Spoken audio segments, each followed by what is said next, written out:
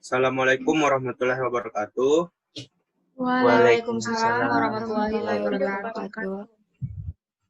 Kami dari kelompok 7 ingin berdiskusi online mengenai konsep opini publik yang digagaskan oleh Walter Lippmann, bagaimana allegory of prison in the cave mempengaruhi konsep dasar opini publik.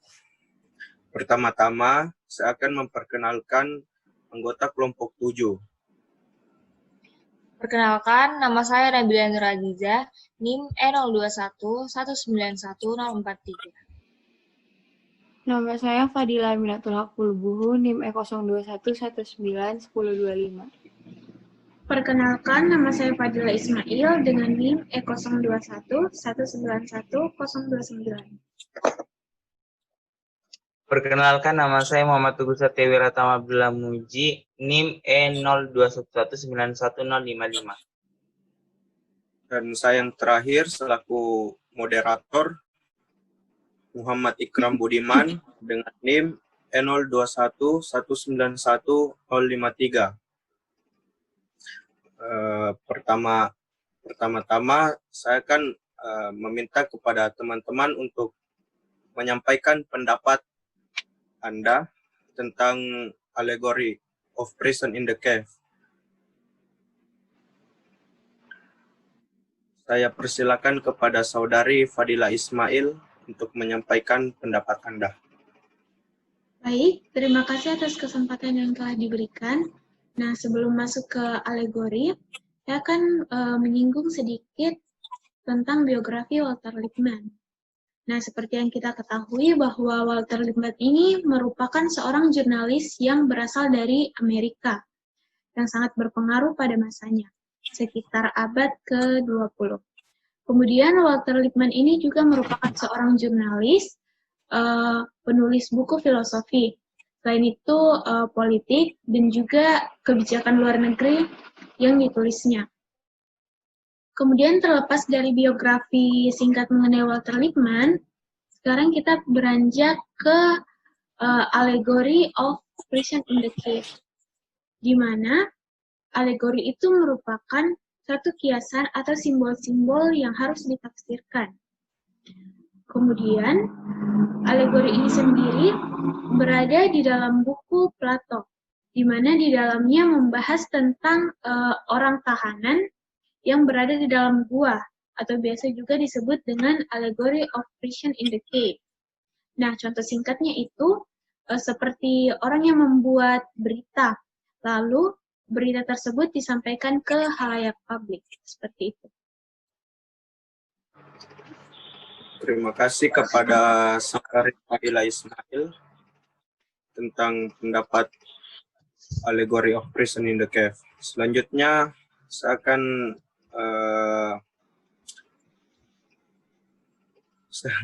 akan berlanjut kepada Saudari Fadila Aminatul Haq untuk menyampaikan pendapat Anda. Saya persilahkan. Ya, jadi terima kasih. Jadi menurut saya perumpamaan gue oleh Plato bercerita mengenai beberapa orang yang sejak lahir hidup terkurung dan terantai di dalam sebuah gua dengan api yang besar, dan api itu tidak bisa mati. Kemudian pada suatu hari ada seseorang yang berasal dari kelompok orang di dalam gua keluar dan melihat kondisi di luar gua. Orang gua tersebut akhirnya kembali ke gua untuk memberitahukan tentang apa yang ia alami di luar gua tersebut, dan berharap teman-temannya dapat mengerti dan ikut terbuka untuk melihat sebuah kebenaran di luar gua tersebut. Terima kasih. Terima kasih kepada Saudari Fadila Aminatul Haq. Saya lanjut ke Saudari Nabila Nur Aziza untuk menyampaikan pendapat. Silakan.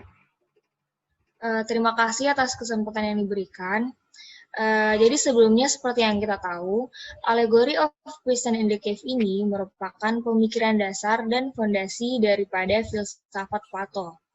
Nah, yang dapat saya tangkap dari teori ini yaitu Manusia sering sekali dibodoh-bodohi dan diperalat oleh suguhan-suguhan, sehingga malas atau lupa untuk mempelajari apa yang sesungguhnya terdapat di balik suguhan-suguhan itu. Mereka cenderung menjadi pengamat pasif yang tidak ingin memiliki pengalaman baru. Mungkin itu saja. Terima kasih kepada Saudari Nabila Nuraziza atas pendapatnya. Saya berlanjut ke Saudara Teguh untuk menyampaikan pendapat. Oke, baik. Menurut saya Allegory of the Cave setidaknya merangkul 3 hal, yaitu teologi, politik, dan etika.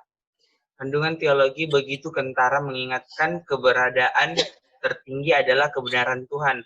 Kandungan politik terlihat dari cara tawanan yang telah melihat keadaan di luar gua berusaha mengajak tawanan lain untuk keluar dari gua, sedangkan kandungan etika terasa dari cara Plato menggambarkan para tawanan yang memilih tetap tinggal di dalam gua tersebut tanpa mempertanyakan apapun itu. Sekian, terima kasih.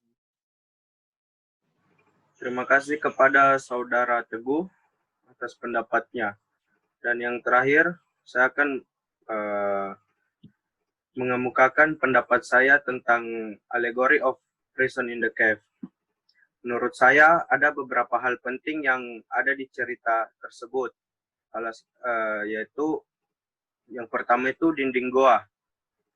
Dinding goa digunakan sebagai tempat untuk melihat bayangan yang tercipta dari objek yang ditunjukkan oleh dalang dan terrefleksikan oleh api unggun sebagai apa yang kita lihat dan kita anggap benar. Menurut Plato, panca indera kita hanya melihat bayangan sebagai kebenaran, sedangkan kebenaran yang sesungguhnya itu hanya bisa dilihat secara akurat dengan akal. Yang kedua itu tawanan di luar goa. Tawanan yang berada di luar goa dianggap sebagai tawanan yang memiliki pemikiran kritis dan mampu mempertanyakan keyakinan sehingga ia bisa menemukan kebenaran yang sebenarnya di luar goa. Yang ketiga itu tawanan dalam goa. Tawanan yang tetap tinggal di dalam goa adalah orang yang menerima tanpa mempertanyakan apapun atau disebut pengamat pasif. Yang keempat itu wilayah luar goa. Wilayah di luar goa itu dianggap sebagai tempat di mana kebenaran yang sebenarnya berada dan dianggap sebagai kebenaran yang paling tinggi. Dan yang kelima, terakhir, adalah dalang. Dalang sebagai orang yang menunjukkan objek. Dalang juga bisa dikatakan sebagai orang yang memiliki wewenang dan dapat mempengaruhi tawanan. Untuk di zaman sekarang, pihak-pihak yang bisa direpresentasikan oleh media, pemerintah, dan tokoh agama karena mereka punya wewenang yang cukup untuk mempengaruhi orang banyak. Itu pendapat dari saya mengenai Allegory of Prison in the Cave. Selanjutnya saya akan masuk ke dalam konsep realitas sosial yang akan dibawakan oleh Fadila Ismail. Saya persilahkan. Baik, terima kasih atas kesempatannya. Nah, sebelumnya tadi saya telah menyampaikan contoh singkat mengenai alegori yang dimana orang yang membuat berita itu disampaikan ke halayak publik. Nah, ini ada hubungannya dengan alegori ini sendiri, di mana kalau dikaitkan dengan konsep realitas sosial atau real reality, kategori tersebut tergambarkan bahwa orang yang berada di dalam gua sangat sulit, bahkan tidak dapat mengetahui apa yang terjadi di dunia luar atau dunia nyata.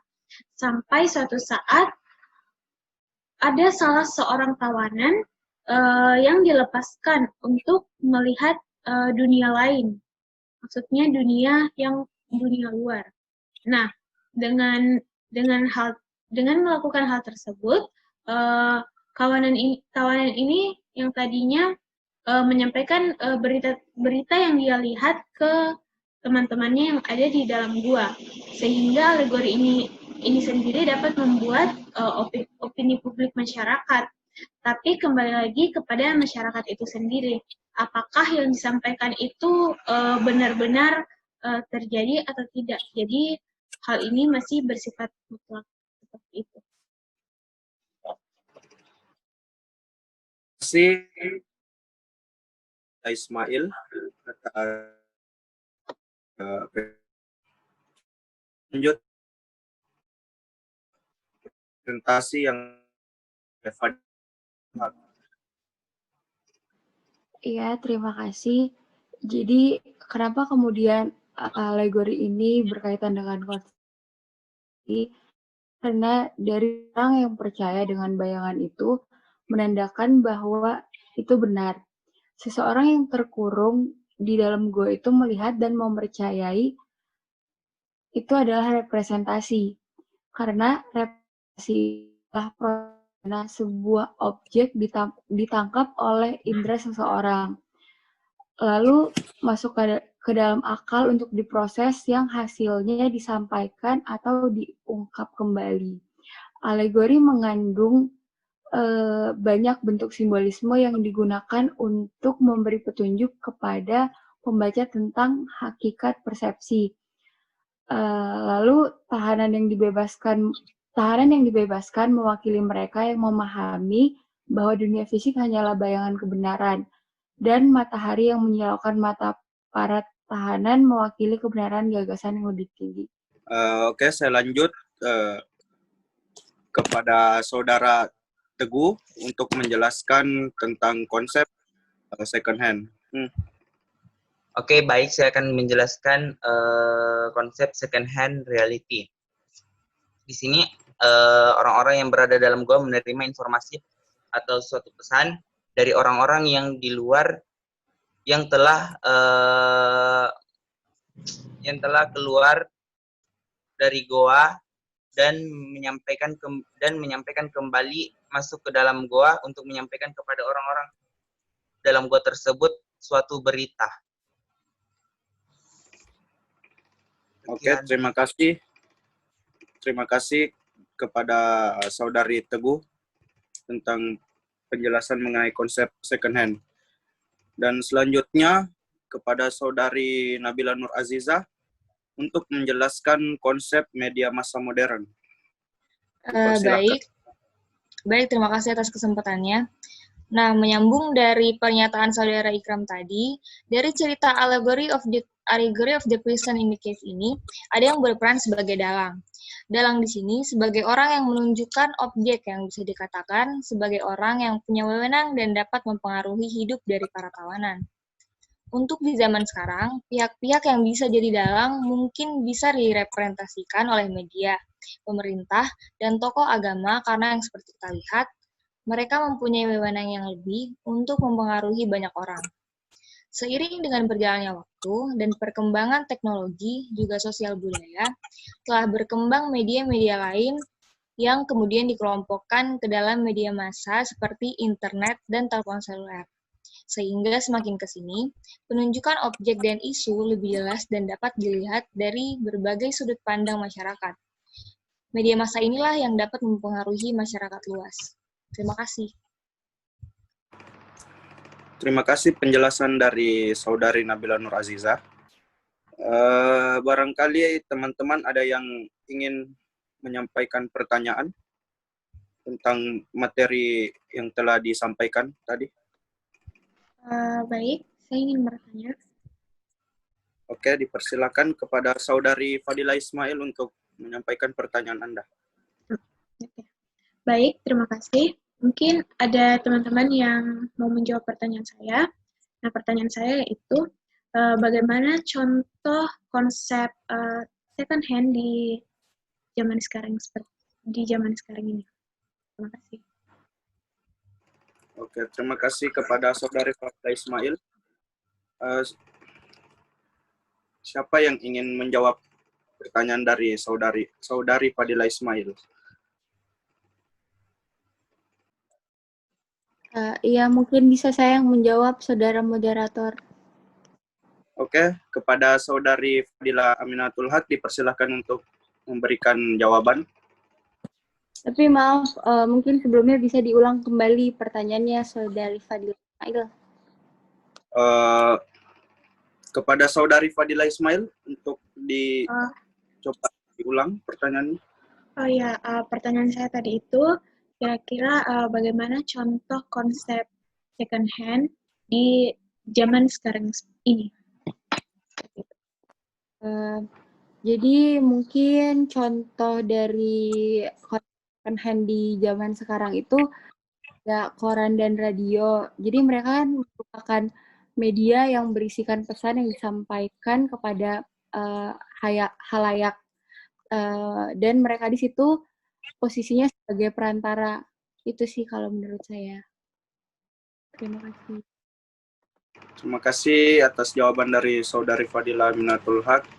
Apakah saudari Fadila Ismail menerima jawaban dari saudari Fadila Aminatul Haq?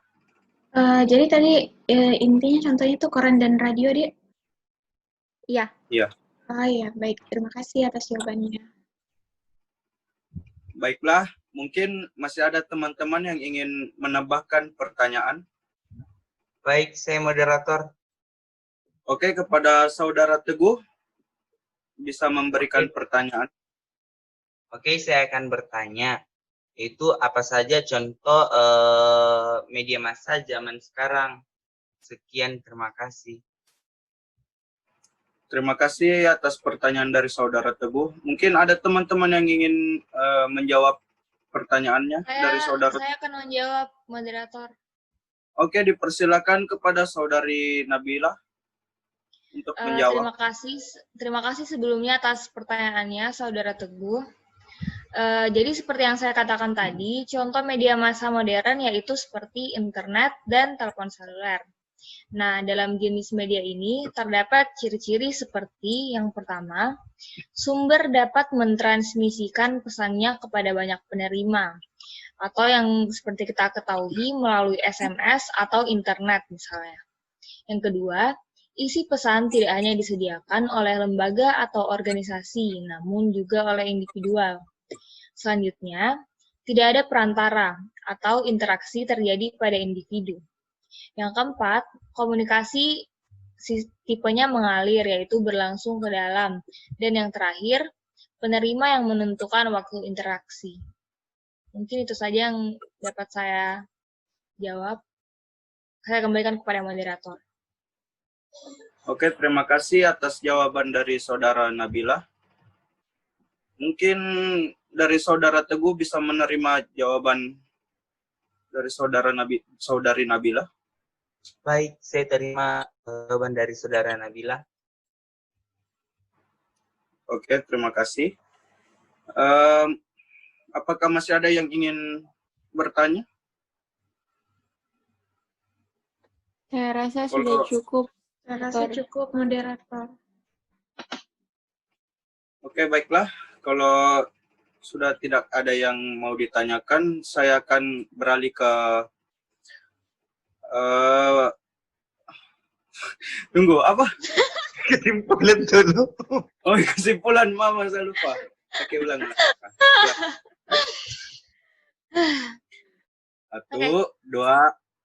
Satu, dua, tiga.